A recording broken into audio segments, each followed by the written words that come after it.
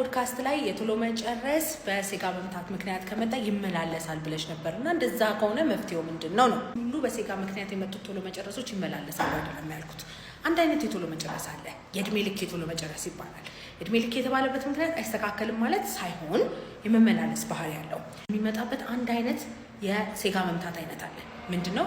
በልጅነት የሚጀመር የሴጋ መምታት። እሱ በልጅነታችሁ ጭንቅላታችሁን የማይሆን ነገር ታስተምሩትና እድሜ ልክ የሚቆይ የቶሎ መጨረስ ይኖራችኋል። ስለዚህ ከመጀመሪያ ግንኙነታችሁ አንስታችሁ ሕክምና ቦታ ስትመጡ ድረስ የቶሎ መጨረስ ይኖራችኋል። ሌላ አይነት የቶሎ መጨረስ አለ ደግሞ ደህና ነበራችሁ ከዛ በኋላ የመጣ ነገር። እሱ ዘላቂ የሆነ መፍትሄ ያለው መታችሁ ሆርሞናችሁን መርምረን ነርቭ ላይ ያለው ችግር ምናምን ካለ እንደ አግባብነቱ ሕክምና እናስጀምራቸዋለን። በማንኛውም ስንፈተ ወሲብ መታከም ከፈለጋችሁ ባዮ ላይ ባለው ስልክ ቁጥር ደውላችሁ ቀጠሮ ማስያዝ ትችላላችሁ። ባይ ከሚስቴ ቀድሜ ነው የምጨርሰውና ቶሎ መጨረስ ችግር አለብኝ። ይህንን እንደ ክራይቴሪያ አናየው። ምክንያቱም ደግሞ የምንጠቀመው እኛ ልክ የሴቷ ብልት ውስጥ ከገባ በኋላ ምን ያክል ደቂቃ ይቆያል ነው። ያንን ደግሞ የረጅም ጊዜ ወይም የእድሜ ልክ የምንለው ከሆነ ከ1 ደቂቃ በታች ሲሆን ከጊዜ በኋላ የመጣ ደግሞ ከሆነ ከ3 ደቂቃ በታች ከሆነ ነው እንጂ ከ5 ደቂቃ እና ከዛ በላይ እየጨረሳችሁ ከሴቷ ብቻ ስለቀደማችሁ እንደ ቶሎ መጨረስ አናየውም ማለት ነው። በማንኛውም ስንፈተ ወሲብ ዙሪያ መታከም ከፈለጋችሁ ባዮ ላይ ስልክ አለ። ዶክተር ቤቴል ነኝ። ባይ ሴት ልጅ ለግንኙነት ያላት ስሜት ተነሳሽነት ሲጨምር ሰውነቷ ላይ የምታስተውሉት ለውጥ አለ። መጀመሪያ እዛ አካባቢ እርጥበት ይኖራል። ከዛ በተጨማሪ ደግሞ ግንኙነቱ ለሷ ህመም እንዳይኖረው እዛ አካባቢ ሪላክስ የማድረግ ነገር አለ። ይሄንን የማወራላችሁ ብዙ ሴቶች ገና ሳይወልዱ ጓደኛዬ እዚህ አካባቢ ላልተሻል እንደ ድሮ አይደለሽም፣ ኢቭን ሌላ ሰው ደርበሽብኛል አይነት ኮምፕሌንት እየደረሰ እየተሳቀቁ ስለሚመጡ ነው። ማወቅ ያለባችሁ ነገር ከሚስታችሁ ጋር ግንኙነት ከማድረግ በፊት እዛ አካባቢ እርጥበት ካለ ሰውነቷ ትንሽ ላስቲሲቲ ትንሽ የሪላክስ የማድረግ ነገር ካለ ይሄ ተፈጥሯዊ ለውጥ ነው። ይሄ ባይፈጠርና ግንኙነት ብታረጉ ለሷ ፔንፉል ይሆናል። መድረቁ መላላጥ ያመጣል። ኢቭን ግንኙነት እንድትጠላ ያደርጋል። ስለዚህ እንደዚህ አይነት ለውጥ ካስተዋላችሁ ሴትን ማሳቀቅ አይደለም የሚያስፈልገው። ጥሩ ስራ እየሰራችሁ ነው። ስሜት ጥግ ላይ የማድረስ እድላችሁ ከፍተኛ ነው። ስለዚህ ይሄ ፖዚቲቭ ሳይን ነው እንጂ ሴትን ማሳቀቂያ መንገድም ሆነ ሪዝን አይደለም ለማለት ያህል ነው። ወንድ ልጅ በሳምንት ስንት ጊዜ ነው ግንኙነት ማድረግ ያለበት? አንድ ወንድ ለግንኙነት ያለው ፍላጎት ጤነኛ ከሆነ በሳምንት ከ2 እስከ 3 ከፍ ሊል ይችላል። በተለይ ደግሞ ጠዋት ብልቱ የቆመበት ጊዜ ሌሊት 9 ሰዓት እስከ 11 ሰዓት ባለው ጊዜ ውስጥ ቴስቶስትሮን ሆርሞኑ በጣም ከፍ ስለሚል የግንኙነት ፍላጎቱ ከፍ ይላል። ስለዚህ ማታም ሆነ ጠዋት ግንኙነት ማድረግ ይፈልጋል ማለት ነው። ስለዚህ 3 ግዴታ ካልሞላ የግንኙነት ፍላጎት የለውም ማለት አይደለም። አንዳንድ ሰዎች ስትረስ ሊሆኑ ይችላሉ፣ በስራ ሊደክማቸው ይችላል ምናምንና የግንኙነት ፍላጎት ሊቀንስ ይችላል። ሳይንሱ እንደዚህ ግዴታ ግንኙነት መደረግ አለበት የሚባል ነገር የለም። ወይ እንደዚህ አይነት ግንኙነት ካላደረገ በቃ ችግር ይፈጠርበታል ምናምን የሚባል ነገር የለም። የፍላጎት ማነስ አለበት የሚባለው አንድ ወንድ ከሳምንት ሳምንት ከወር ስትረስም ኖረበት አልኖረበት ስራ ላይ የተቀየረ ነገር ባይኖርም የሚያደክመውን ነገር ባይኖርም የግንኙነት ፍላጎቱ ድርግምግም የሚል ነገር ከሆነ በቃ ጭራሽ ፍላጎት ከሌለው የዛኔ ችግር አለ ማለት ነው። ስለዚህ እሱ ሆርሞን ላይ ወይም ሳይኮሎጂ ላይ ያሉ ችግሮች ሊኖሩ ይችላሉ። መታየት ይችላል ማለት ነው። ማንኛውም ስንፈተ ወሲብ መታከም ከፈልጋችሁ ባዮ ላይ ባለው ስልክ ቁጥር ደውላችሁ ቀጠሮ ማስያዝ ትችላላችሁ። በር ሁሉ ጊዜ ክፍት ነው። ባይ ባይ። የምንኖረው በአንድ የጋራ መኖሪያ ነው፣ ያው ኮንዶሚኒየም መሆኑ ነው። እንግዲህ ከባሏ ጋር ደግሞ አንድ መስሪያ ቤት አብረን ሰርተናል፣ ጎረቤቶች ነን። የሆነ ሆኖ እቺ ሴትና ሰራተኛዋ በጣም ይጣላሉ።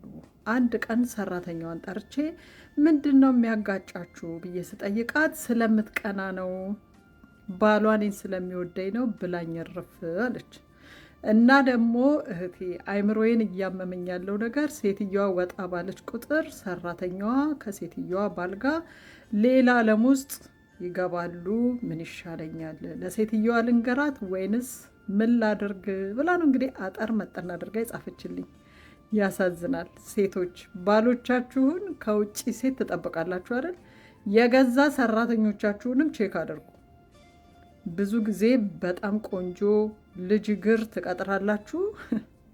እናንተ በኑሮ ወፋፍራችሁ ራሳችሁን ጥላችሁ ባል አደባባይ ወይንም ወጣ ብሎ ይልከሰከሳል ብላችሁ ስትጠብቁ ከጓዳ እናንተ ከቀጠራችኋት ሴት እንደዚህ ዓለሙን ይቀጫል። ስለዚህ ጠንቀቅ እንበል። አንቺ የጻፍሽልኝ ደግሞ አትናገሪ፣ ነውር ነው።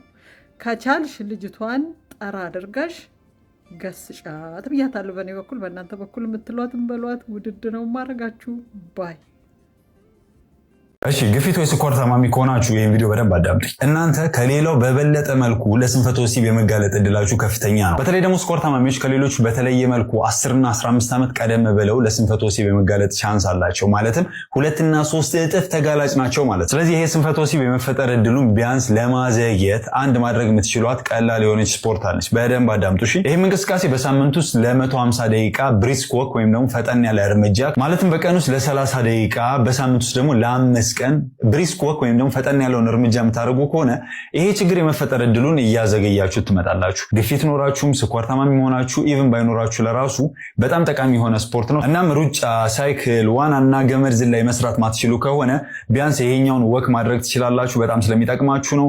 በማንኛውም ስንፈተ ወሲብም ሆነ ቶሎ መጨረስ ሕክምና የምትፈልጉ ከሆነ ባዮ ላይ ስልክ ያለ ደውላችሁ ቀጠሮ ማስያዝ ትችላላችሁ። መልካም ምሽት ይሁንላችሁ። ከነዚህ ጥያቄዎች ውስጥ 2 እና ከዛ በላይ አዎ የሚል መልስ ከሰጣችሁ ለብልት አለመቆም ችግር የመጋለጥ እድላችሁ ከፍተኛ ነው የሚሆነው። የደም ግፊታችሁ ከፍ ያለ ከሆነ፣ የስኳር መጠናችሁም ከልክ በላይ ከሆነ፣ ከመጠን ያለፈ ውፍረት ካለ፣ እንቅስቃሴ የማታደርጉ ከሆነና የምታጨሱ ከሆነ እነዚህ ነገሮች ለብልት አለመቆም ችግር ያጋልጣችሁ ይችላሉ ማለት ነው።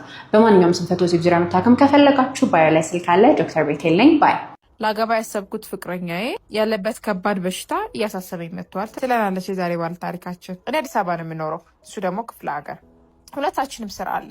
የቦታ ርቀቱ ከባድ ቢሆንም ለመጋባት ወስነናል። ነገር ግን እሱ ከባድ በሽታ አለበት።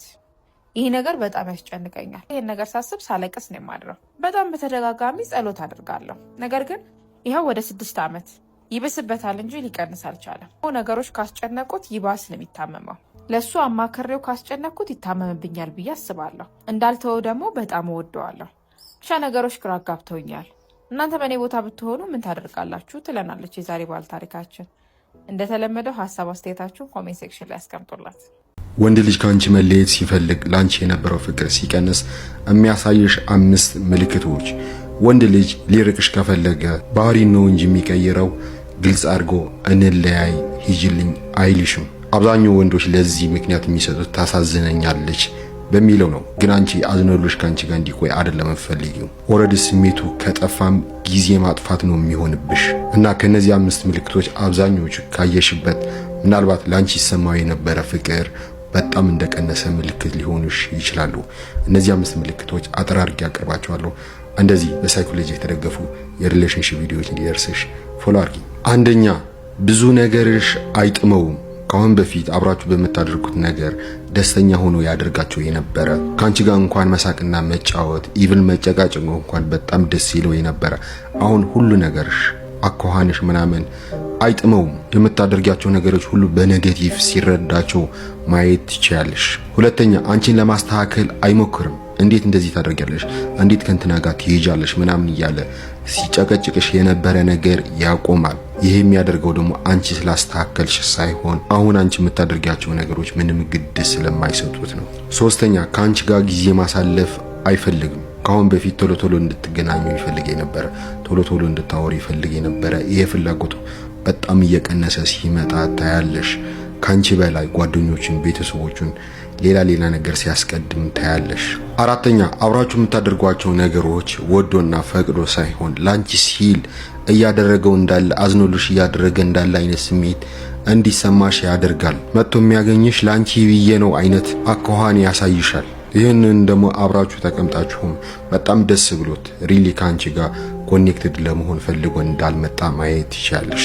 አምስተኛው ምልክት ምንድነው? በጣም ሚስጥረኛ ይሆናል። ካሁን በፊት ያደርጋቸው የነበረ ነገሮች ሁሉ ያለው ፕላን ሁሉ ይነግርሽ የነበረ አሁን አይነግርሽም። ይሄም የሆነው ደግሞ አንቺ የህይወቱ አንድ አካል አድርጎ ያይሽ የነበረ ነገር ስለተቀየረ ነው። የወደፊት ፕላኑ ላይም አንቺን ያካትሽ የነበረ ያቆማል። እኛ እያለ ያወራ የነበረ አሁን እኔ ማለት ይጀምራል። ይሄ ቪዲዮ ጠቃሚ ኢንፎርሜሽን ካገኘሽበት ላይክ ማድረግ እንዳረሽ የሆነ ጊዜ ልጠቅም ስለሚችልም ሴፍ አድርጊ። የግንኙነት ፍላጎታችሁን የሚጨምሩ ምግቦች ልንገራችሁ። አንደኛ ሀባብ እንግዲህ በጣም ቤስት የሚባለው ነው። ሳይንስ ባክድ ነው። ከፈለጋችሁ ገብታችሁ ሰርች አድርጋችሁ አንብቡ። አንደኛው እንግዲህ ሀባብ ነው። ሀባብ በቃ በጣም ምርጥ ነው ከምትገምቱት በላይ። ደግሞ ሀባብ ለዚህ ፐርፐዝ ነው የሚያገለግለው። ይበላለው ብላችሁ መብላት አቁሙ አላችሁ። ሁለተኛ ደግሞ ለውዝም በጣም ጸዴ ሆርሞናል ባላንስ ያመጣልና በጣም አሪፍ ነገር ነው። ሶስተኛ አቮካዶ በተቻላችሁ መጠን ብሉ። ሌላኛው ደግሞ ቀይ ቀይ ስር ዘ ቤስት። ምክንያቱም ወደዚህ ወደ ብልታችሁ አካባቢ በተለይ ወንዶች የሚሄደውን ናይትሪክ ኦክሳይድ ስለሚጨምር የደም ዝውውራችሁ እዛ አካባቢ አርተሪዎቹ በደም እንዲሞሉና በጣም በፍጥነት ብልታችሁ መቆም እንዲችል ያደርጋል። ስለዚህ ምናለን ወተርሜሎን ወይ ሀባብ፣ ለውዝ፣ አቮካዶ እና ቀይ ስር ግንኙነት ፍላጎታችሁን ለመጨመር ወይም ደግሞ የተስተካከለ ሆርሞናል ባላንስ እንዲኖራችሁ ለማድረግ በጣም ቤስት የሚባሉ ሳይንስ ባክድ ነው የምነግራችሁ። በጣም ቤስት የሚባሉ ምግቦች ናቸው። ሞክሩት።